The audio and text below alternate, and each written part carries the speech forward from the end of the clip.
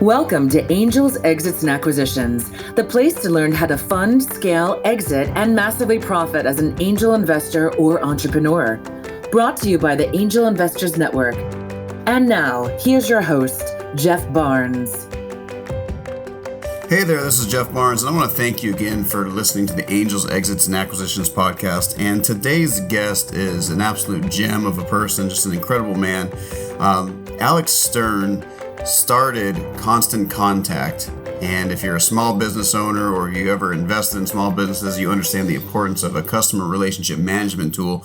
Constant Contact was one of the first ones that was developed specifically for startups and small, mid-sized enterprises that were looking to scale and interact more with their customers. And Alec had this vision with his team, and you'll learn a lot about the right kind of co-founding partnerships that you need to look for when investing in a startup, or what you need to have on your team if you are starting a company. And Alec is America's startup expert. So I'm really excited about this because he took Constant Contact from an idea in the attic, not the basement this time, to over a $1.1 billion exit that allowed him to go on and work on a number of other startups and become an investor and a venture partner in a fund, and just some incredible gems, not to mention a way to get access to some of Alec's great information towards the end. So listen for that and look for that. And if you haven't read them already, go back to the show notes and read through the incredible give that Alec has given us. But without spending too much time on this brief intro, I just want to go ahead and let you dive right into this incredible interview with Alec Stern. Thank you again for listening. All right, hello and welcome everyone. This is Jeff Barnes with Angel Investors Network, and this is the Angels, Exits, and Acquisitions podcast. And today we have a very special guest, but before we get started with that, Erock, how are you doing today? Good, my friend. How are you? Excited to have an amazing entrepreneur on today's episode. Absolutely. I'm really excited about this one as well because he has done something for a lot of digital marketers, entrepreneurs, startups, pretty much anyone in the small business SMB space when it comes to helping them grow their businesses through unique customer experience and customer interaction. So let's just go ahead and introduce Mr. Alec Stern. Alec is an entrepreneur, speaker, mentor, and investor. He has become known as America's startup success expert for performing hundreds of keynote speeches worldwide and for his popular sessions at top conferences like Secret Knock, CEO Space International, City Summit, Power Team International, and Habitude Warrior. He's been a co-founder or founding member of 8 startups with 5 exits, 2 IPOs, and 3 acquisitions, which is pretty incredible track record for any entrepreneur. As a primary member of Constant Contact's founding team, Alec was one of the original 3 who started the company in an attic. Great entrepreneurial startup story. Alec was with the company for 18 years from startup to IPO to a $1.1 billion acquisition. Alec was selected to the Influence 100 Authority list by Influence magazine. In 2020, he was a 2-time Visionary Award winner at top conferences for success as an entrepreneur and for his work helping startups and entrepreneurs. Alec, thank you so much for being here and welcome to the show. Thank you. I appreciate that intro. Yeah, absolutely. No, it's great to have you on here. And, I love talking with entrepreneurs who have gone through what I call the life cycle of the entrepreneur. We try to talk about going from startup and idea stage to growing a business and becoming successful or running a business. Very few actually make it all the way to the IPO, but then if you're successful in that whole endeavor, you can then give back to the next line of entrepreneurs out there. So I really commend you for making that leap and becoming, the startup success expert there. Really happy to have you here. Oh, thank you. I appreciate that. It all sort of stems back to when I would speak at conferences for years on thought leadership and best practices, and I attended a lot of conferences, and I always wanted to, after someone spoke, to go up to them and just say thank them or give them a card or say, hey, I think we can do business together. Can we grab coffee? And they typically, their handlers would block you, or they get whisked away or jump into their limos to go off and not be present. And I always said that if I ever had a chance to attend a conference that someone asked me to speak at, I would be there, first one there, last one to leave, and be present and make myself available. And that's, the magic happens. I could talk on stage and empower people with my message, but it happens when you get a chance to meet folks and they, in the setting of the one-on-one or a small group, to be able to ask the tough questions, or if they're not comfortable in public to just be able to, kind of get some time with you. And so I've been doing that, and just, I'm grateful for now sort of getting rewarded with the awards and so forth for doing that. Yeah, absolutely. And I had a chance to meet you down at the City Summit earlier this year. We had a great time and had a chance to grab a drink afterwards and chat and catch up. And so, just great. But I'm curious, how did you get started as an entrepreneur? Because I don't think that you had the traditional roadmap to entrepreneurship that maybe a lot of people out there might. Sure. Yeah. So growing up, we were provided for, but if there were some things that I wanted, oftentimes it was, go make some money and buy it yourself, and so I started as an entrepreneur probably around 8 or so. I owned the neighborhood for shoveling snow, cutting lawns, and detailing cars for the most part. And then I started hiring in younger kids I think I was 10. I was hiring the 8-year-olds to help do jobs with me, and I'd pay them, a portion of what I got. And so You took the Tom Sawyer model then, essentially. I did. I love Yeah. it. Yeah, I did follow that model. And so it allowed me to raise sort of the money. And the one thing I'd asked for several, Christmases was, can I get a moped? And the answer was no from my mom always. And so I raised up a lot of money, and my dad traveled a lot for business. He wasn't usually around the home. And when he came back on a trip, we went to a diner to have, a meal and catch up. And I said, "Hey, can we go look at mopeds?" And he's like, "Yeah, we can't afford that, and we're not going to buy that for you." And I said, "I have the money."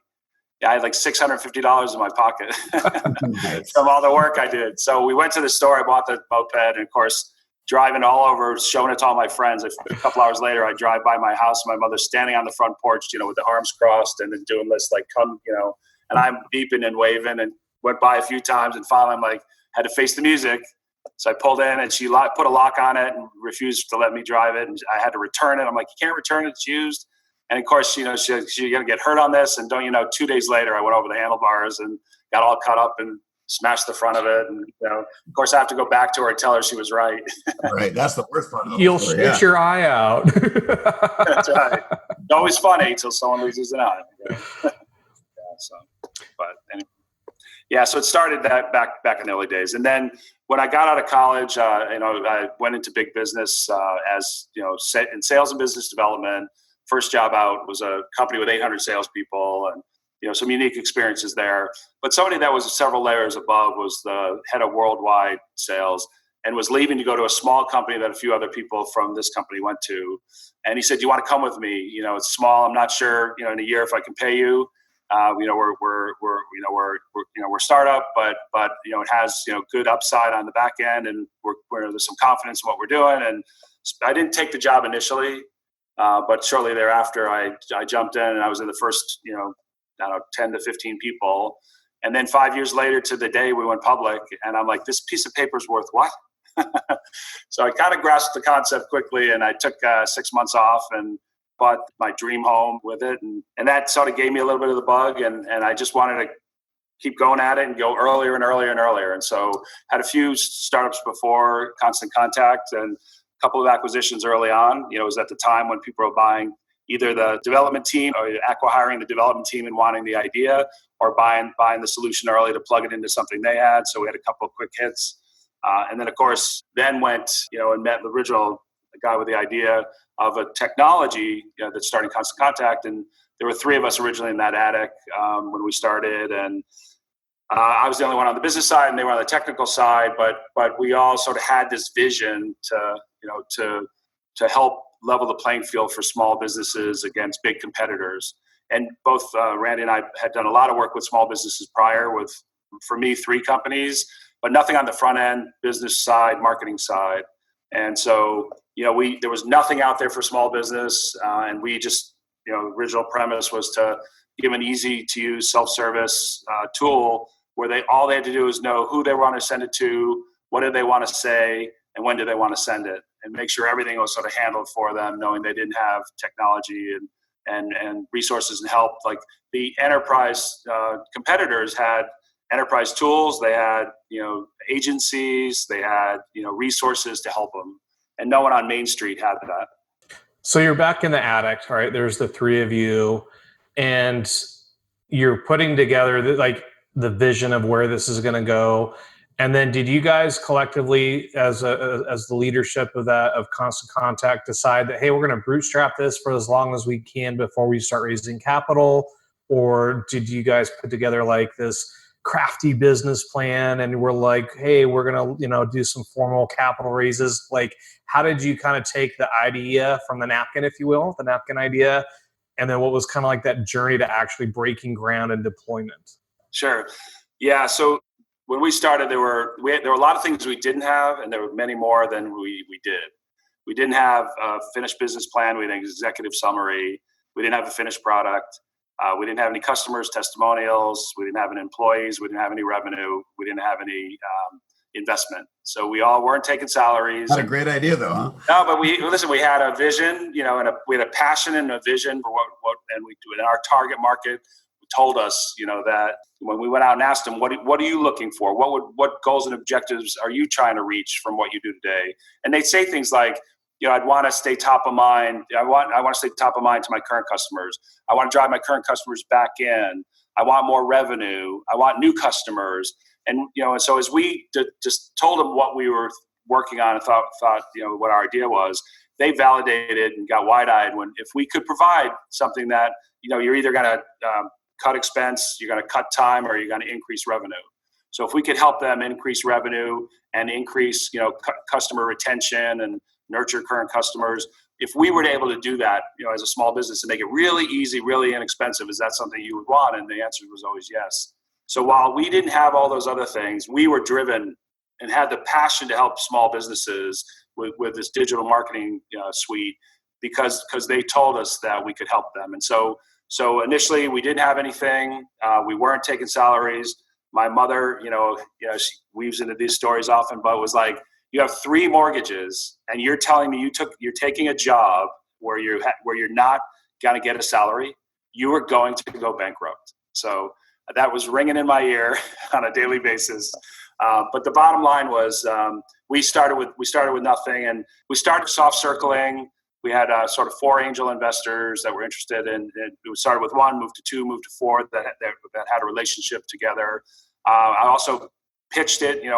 Oftentimes when you go in a pitch on the venture side, if you want to get in with a warm intro to somebody, and there was somebody I actually knew, back when I was in college, who had a venture fund, and I set it up to say, I just want to come in and pitch an idea to you and get feedback.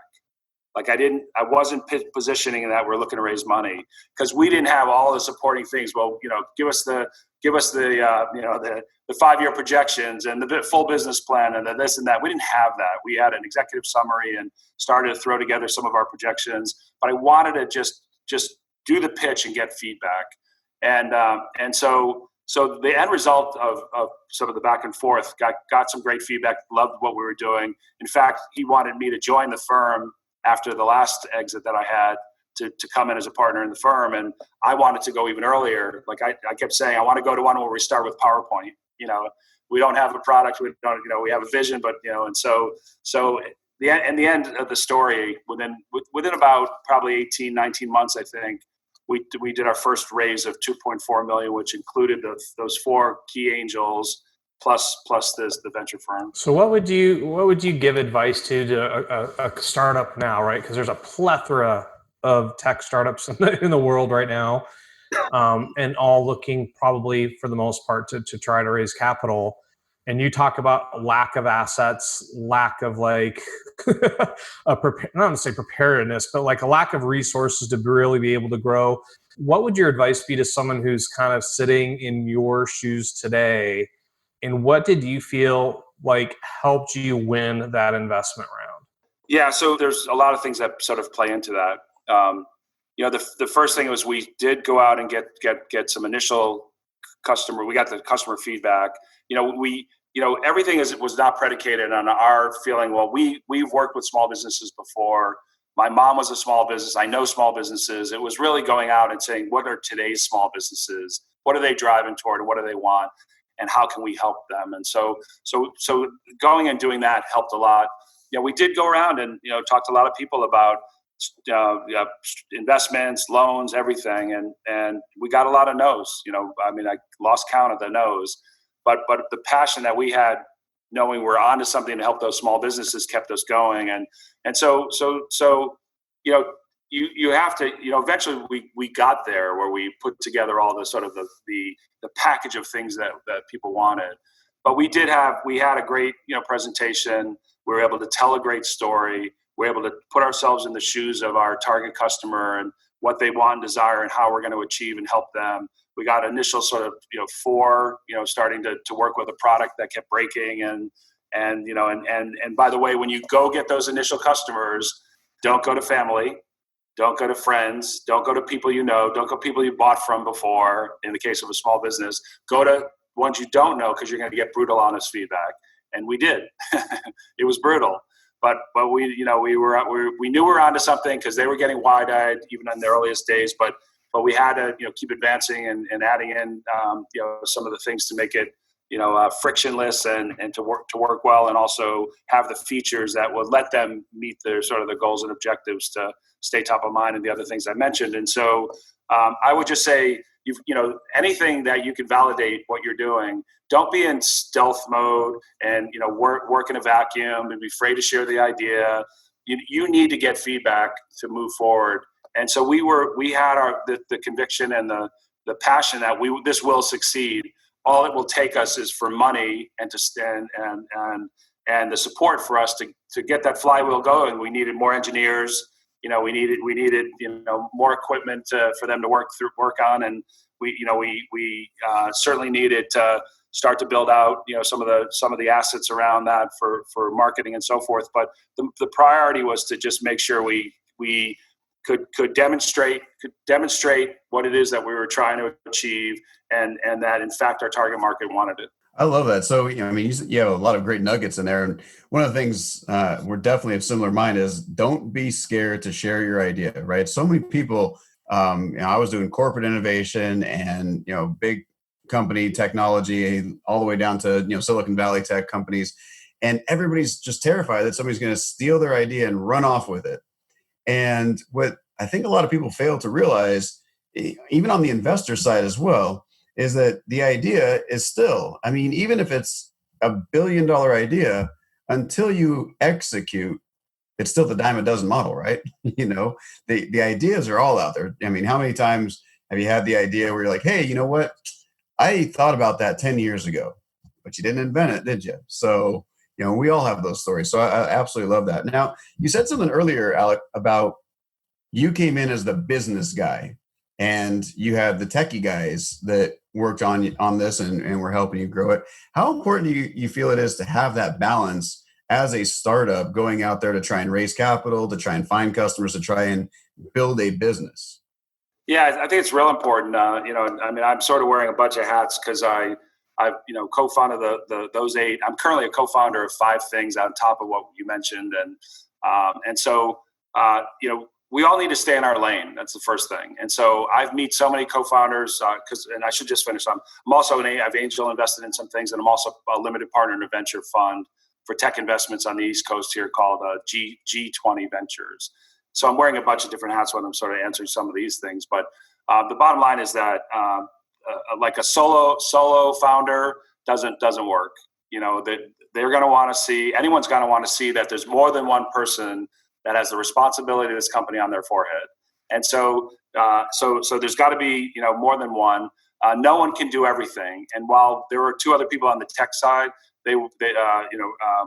Randy and Margaret, they were very strong and could have the conversation around business and any topic. It wasn't, sort of these, kind of the meme of the engineer that's just sitting there coding away and doesn't want to talk to anybody.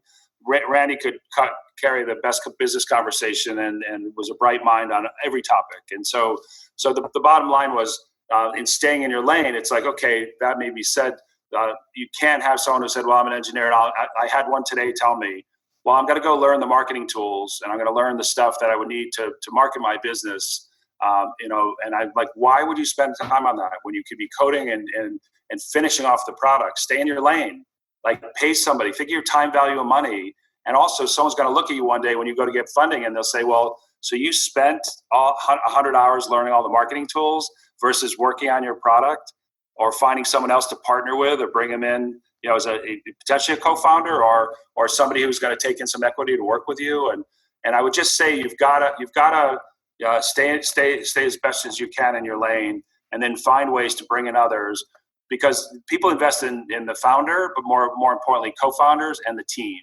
And so you've got to start to think about that as early as possible. And I run into so many who are, the first thing is they put horse blinders on. I know the idea. I know my target market. I know exactly what they need.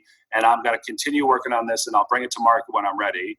And those will implode, guaranteed. And then the second thing is they want to do everything alone, and again, not taking in others into the mix.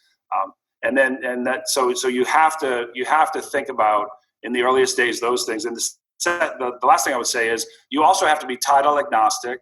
You got to leave your ego at the door. Like some people just love to say, I'm a co-founder of a startup or I'm an entrepreneur. But the bottom line is you've got to be able to, if you're bringing in someone real senior or you bring an investment and they say we want to bring someone else in who's experienced or potentially even just adult supervision if you're a young team, like whatever it is, you've got to be open to these things. And I see so many are like, I'm not giving up that. I want to be president and CEO. I want this. I want that. Today's day and age really requires you to be flexible and open. And then I think that'll open up the doors, for someone to want to hear your pitch and show keen interest in potentially investing. Man, you just dropped a lot of nuggets on there. Teamwork to make the dream work. And it goes back to the point of execution in terms of you can have the greatest product or idea, but if you don't have the team to execute, to grow and fulfill and drive, then you're going to sputter out, like you kind of said, maybe crash over the moped, if you will. So you get some funding in, you're growing. Do you remember a moment during the narrative of the growth of Constant Contact where you kind of maybe either felt like you'd kind of made it, or there was this like linchpin or this kind of epiphany moment that you see in the movies where like a deal happened and you just knew that it was going to be successful, and then how would you, what would your advice be to someone who's just got some funding, and what would your advice be on how they could maybe kind of replicate what you were able to execute? Yeah. So to unpack the question, there's a lot of places we can go here. I think that there's a couple of things to think about initially.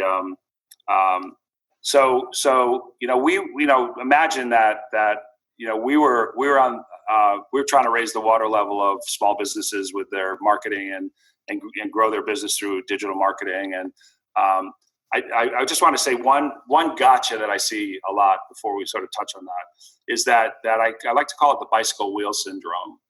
So if you had a bicycle wheel and every spoke on the wheel was another idea to help your target market, there's not a single startup, including Constant Contact and others, where we probably could have filled up every spoke with our ideas of what we want to do. And so you cannot succeed without finding the one core thing you're going to focus on. And if you have success in that, then that's going to drive feedback. It's going to drive customers, success stories, revenue. And then once that flywheel starts to go, which takes time, then it's going to give you revenue, and revenue will let you hire people and not put the pressure completely on investment. And by the way, if you start to show some revenue and you show some signs of where this is going, then they're going to say, okay, show us the path to how you're going to scale it. And the answer is not, well, we'll hire 100 salespeople. There needs to be more behind that, which we can touch on. But so you figure out your one spoke, you put the rest on the shelf for now, and then you start to kind of put the stake in the ground of what the focus is. And so that has to be first and foremost, because if you don't do that, you're just not going to get out of your own way. You're going to be diluted amongst too many things at once, and you're going to have too many challenges doing one, let alone many. So I just want to set that as the stage, because once you know that one core thing, it gets everyone a little bit more of a rally. It's a rally cry and a focus around that one thing to make sure it's going to sort of move forward and advance. Now imagine selling to small businesses when today it's a lot easier. We all know SaaS and cloud exists today. Well, it used to be called ASP. I'm going to date myself here, but application service providers. Then ASP turned to SaaS, and now it's cloud. I don't know what it'll be called in 2 more years. They'll call it something else, super cloud or something. But the bottom line is that we had to actually create something that got installed. It didn't even exist, and we were one of the first 2 applications on SaaS for the IBM platform, and got recognized for coming out with a SaaS offering where you build it once, you make changes to it once, but you rent or sell it to many, where they're paying you, some sort of a fee on a monthly basis or annual basis. And so there's a lot of more things that make it easier for you to bring something out and be able to follow that model. So the challenges that we were facing, one of those aha was SaaS came along kind of at the roughly 2-year mark. And all of a sudden, all of the partnerships and the people we were talking to were like, yeah, we can work with you now. Because they didn't have to go and deal with installing stuff in like ISPs and others, that they're the third world computer room for other people's software, like that no one goes in there and they'll get around to maybe uploading a new update when they feel like it. So now everything's sort of changed the landscape. So what's available today makes it easier for somebody to be able to go forward. We were charging free for a trial, and then I think it started initially it was like $15 to $20 a month. So we weren't going to get very far, but the aha moment number one was that we had everything working through. We were able to tell somebody about it. They would sign up. They would open a free trial. They would move to a paid level, and of course, then you double that and get two. Well, two at $20 a month. It's not going to put a lot of coffee on the table. But the bottom line was that just some of the milestones were really around, just in that growth were around bringing in some other senior talent. About the roughly 17, 18 months in, we brought in Gail Goodman, who became our CEO and stayed our CEO right through, and so just a rock star, been there, done that. One investor that didn't invest in us had recommended or suggested we talk to her, and it was just a perfect fit for someone, get to come in. Again, we were title agnostic, and if we get the best person in there, that's going to help us take that, forward. And she started right in, rolled up her sleeves, and we closed that first round with her, kind of shortly after arriving, and then it, sort of went from there. So it's some of the moments were less about the business growth, although it was really exciting. It was kind of the UPS commercial, or if you want to really date yourself, the I Love Lucy chocolate on the conveyor belt TV show, right? Where it's like one piece, two pieces, the next thing you know, she's stuffing them in her hat, she's eating them. And, so we had that experience where it was one customer, went to 5. And originally we had a foam core football field because it was in the fall, and which I had, built on foam core, and every yard was a customer. And so we started the football on 4 and with Velcro, and then we moved it to 5 and to 6 and ringing a bell and celebrating, got to 100, went back down, and each yard was 10, and we went up, and each yard was 100. And we started to see that kind of growth, and we celebrated, at every turn. Eventually we went on to digital screens around the company because it was a little hard to, keep figuring out for the football analogy. But, we were able to see some of the flywheel moving. Takes time.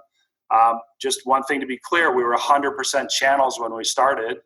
So we went through others to get to our target market for scale.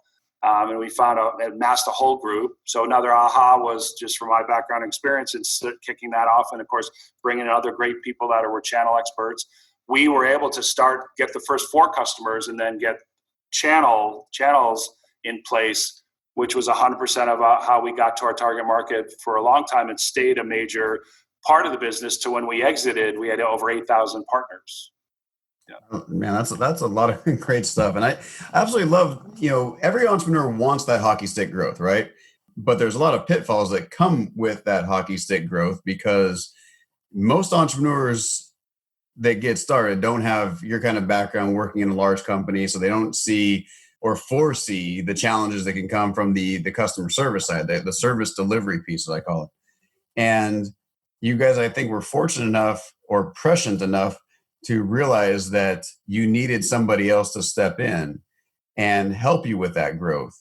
Because if you hadn't, we can actually see businesses grow themselves into bankruptcy, right? And no one really wants to do that. But, I love the bicycle wheel syndrome and finding that one spoke that you guys can focus on. That's huge and key. And I think every entrepreneur needs to really listen to that one, because there's shiny object syndrome everywhere. We always want to do more, right? But we got to figure out that first spoke of the wheel first.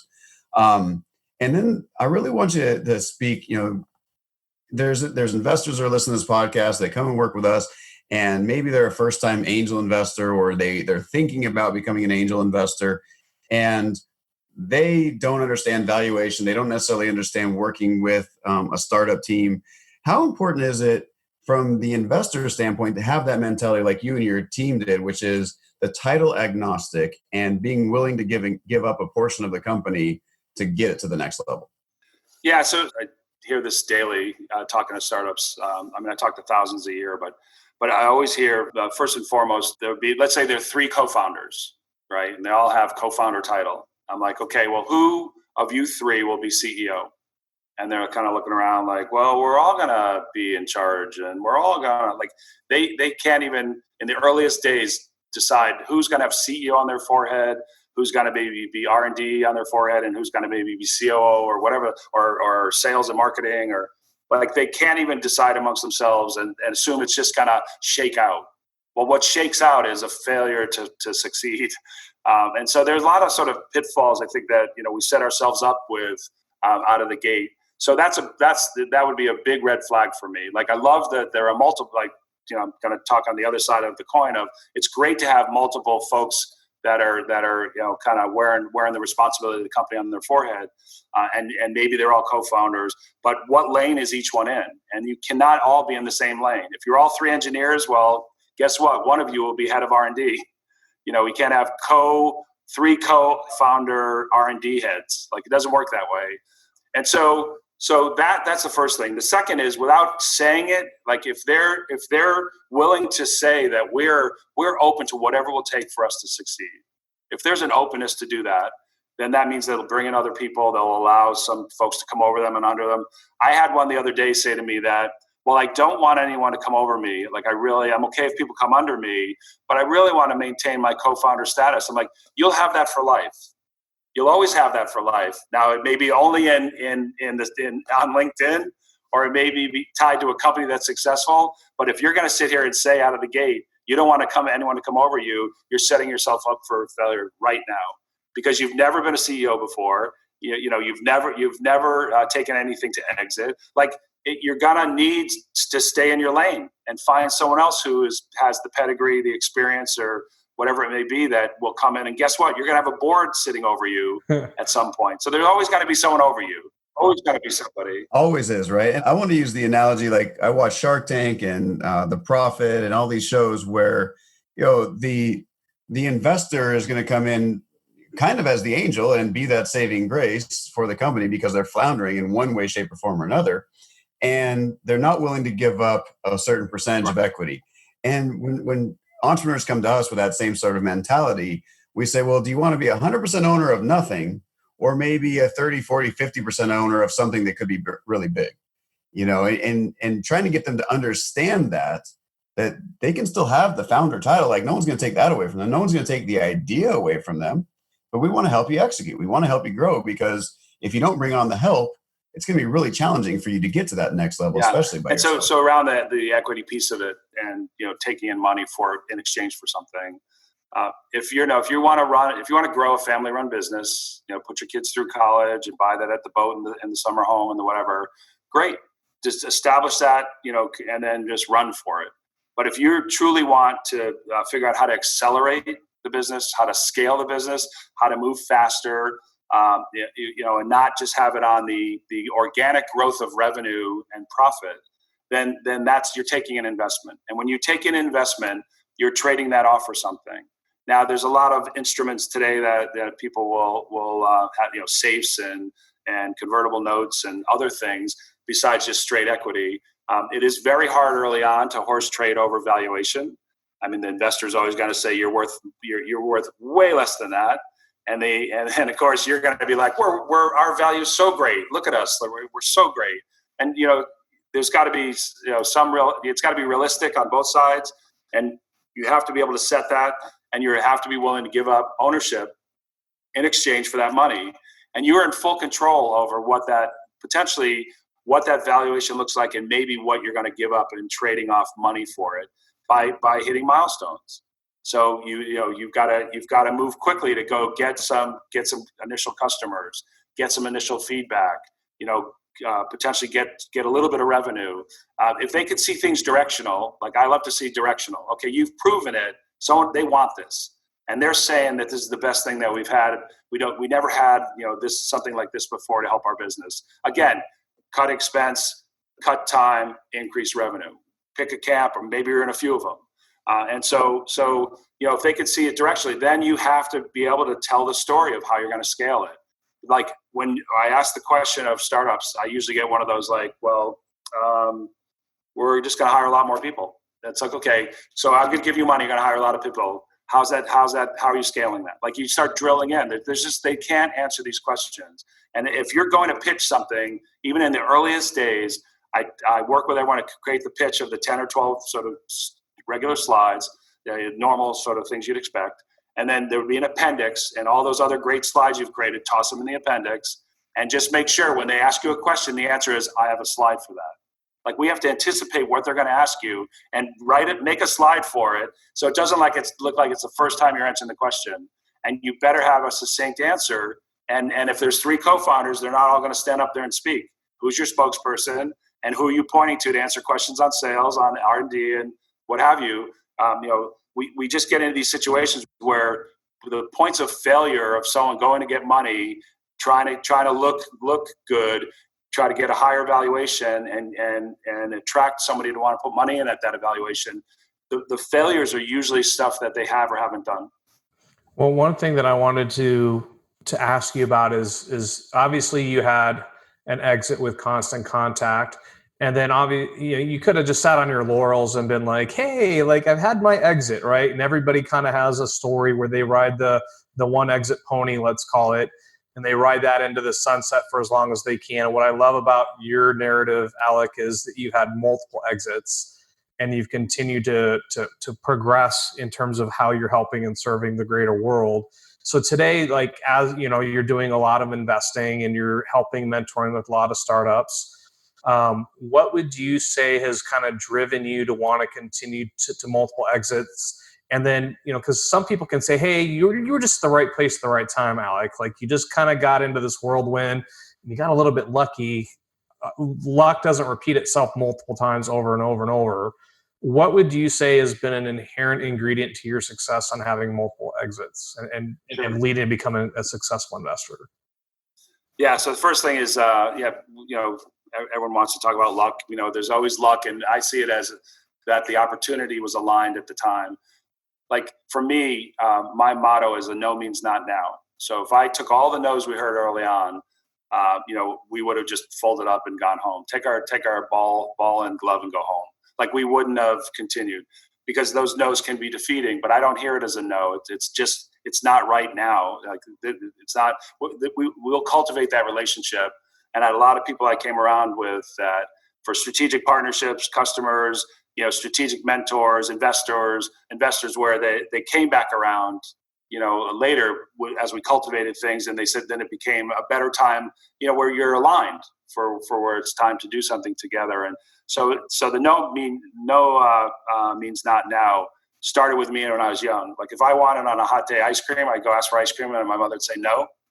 I would do chores or do whatever it took, and by the end of that day, I got ice cream. Like I just knew that. Like I didn't hear no. I never heard it, and it did it. I think my kids have that same mentality. I think they must have taken a page out of your book. They won't leave you alone about it. Hey, listen, you got to work. You got to work it, and so it's easy for us to take the no and defeat. And so I would just say, there's maybe luck and timing where when you walk into that investor, they just raised a fund, they're looking for their new investments. You've qualified that the partner you're meeting with invests in things like you, complementary to what you do, and all of a sudden it's like this couldn't have been more of a perfect storm of opportunity where like now they're just going to write you that check and off you go.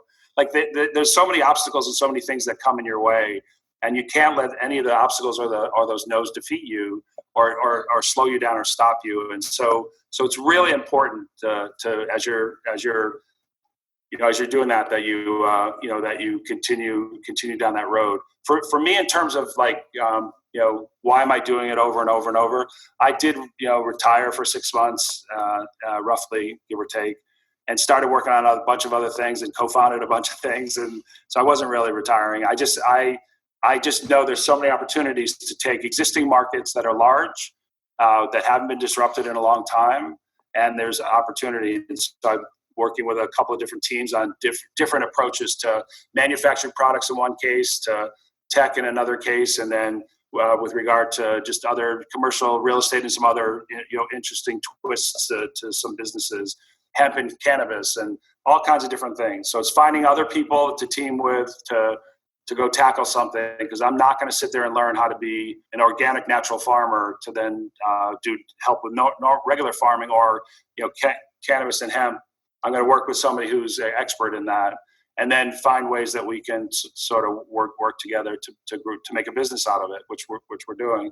And similarly on manufactured products, where I've created work to create medical device, consumer product, B2B product, with a team of 8 incredible engineers with 2 other co-founders that have the pedigree of a lot of patents, who have been there and done that and can take something from an idea all the way through to the actual prototype and manufactured and even automated assembly of a product. Like, not just take an idea and 3D print it and show it to somebody, like truly make it out of metals or plastic or whatever's needed. And so aligning, so for me, it's aligning myself with folks in areas I'm interested in, and I don't have an expertise in any of those. I'm not the first one to know anything about manufacturing. I've learned a lot just teaming with incredible people to do so. So I'm staying in my lane, where I can take, once something is, I can hold it, I can bring it to market, I can figure out, brand it, name it, market it, message it, and build the channels around it, and then spin that up, and then put a team on it, and kind of move on to the next one, and be there, to advise and consult. So for me, it's exciting to do that. And the other thing is, half my time I'm going around the world, paying it forward and speaking and trying to raise the water level of startups and entrepreneurs to talk about anything they want to talk about. So I'll get on stage to speak with some of my popular topics and presentations, but I'll also fireside chat, Q&As, roundtables, whatever they want to just help others, just from the learnings from all that I have experienced so far. I love it. All right.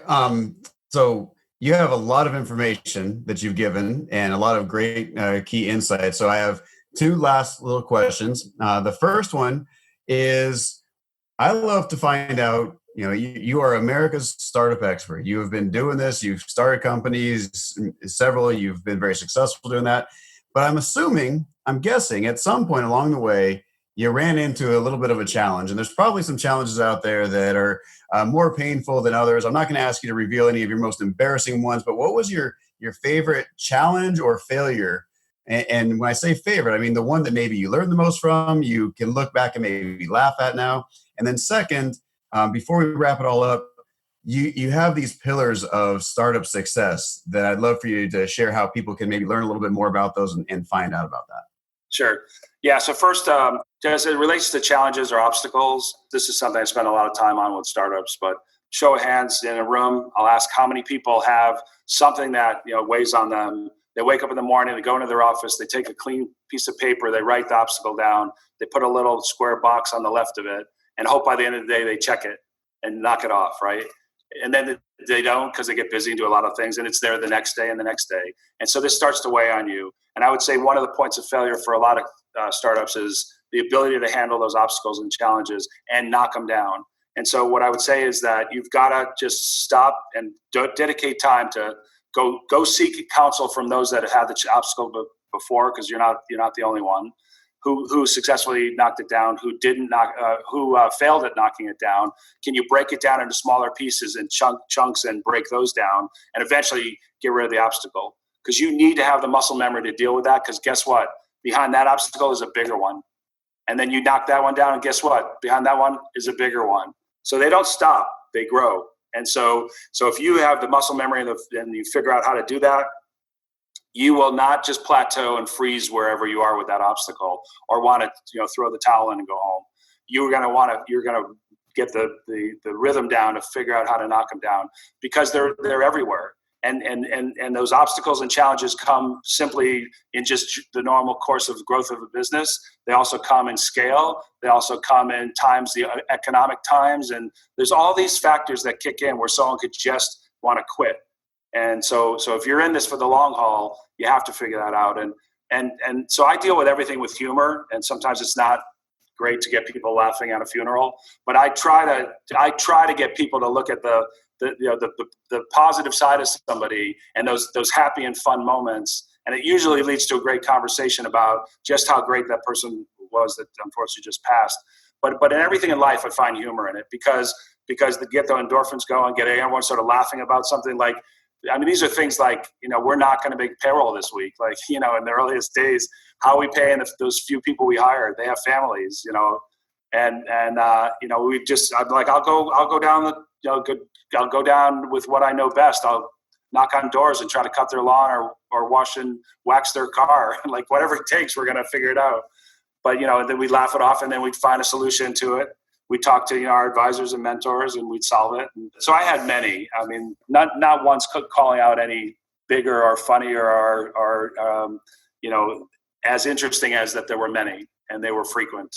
So I'd say you got to sort of do that. To answer your second point or comment was, so I have these pillars to achieving success, and so I have a workbook that. So if you take out your phone and you go to pillars. All capitalized, PILLARS, pillars, and you text that to the number 59925. So pillars, all capitalized, PILLARS, to 59925. You just give your name and email, and it'll get to a landing page where there's a fun sort of walk-on video for me. There's the link to a Pillars short workbook. And then there's a survey. You can give me feedback, on the talk. And I came here expecting to hear something I didn't hear, or, liked what you said about X or Y, or this happened to me. Whatever you want to put in there, I always welcome. Feedback's a gift. And then you can also visit my website, which is www.alec, speaks, SPEAKS, AlecSpeaks.com. And so that there you can connect with me on all the social channels and stuff like that. Awesome, Alec. Thank you so much. I mean, I am going to say you did sidestep the giving us a challenge or something. So I'm going to get back to you at some point. I'll find out one.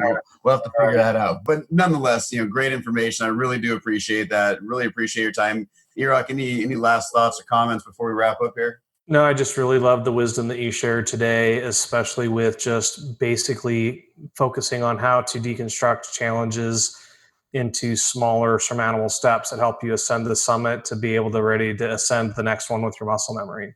Yeah. So I'm glad to give you the more specific answers. We'll definitely do another episode, I'm sure. I love working with you, Alec. I love talking with you. I love hearing you speak. So this has been just an incredible treat for me. Again, my name is Jeff Barnes, CEO of Angel Investors Network with the Angels Exits and Acquisitions podcast. I want to thank my guest, Alec Stern, my co-host, Iraq, for being here today. Thank you very much, gentlemen. Thank you. All right. You guys have yourself a great time. And until next episode, you guys get out there and keep kicking butt. Take care. You've been listening to Angels, Exits, and Acquisitions with your host, Jeff Barnes, brought to you by the Angel Investors Network. Remember to subscribe to this podcast on Apple iTunes or wherever you like to listen to your podcasts. Go to www.angelnetwork.com for tools, resources, show notes, and more, as well as our free training on how to become a successful angel investor and entrepreneur.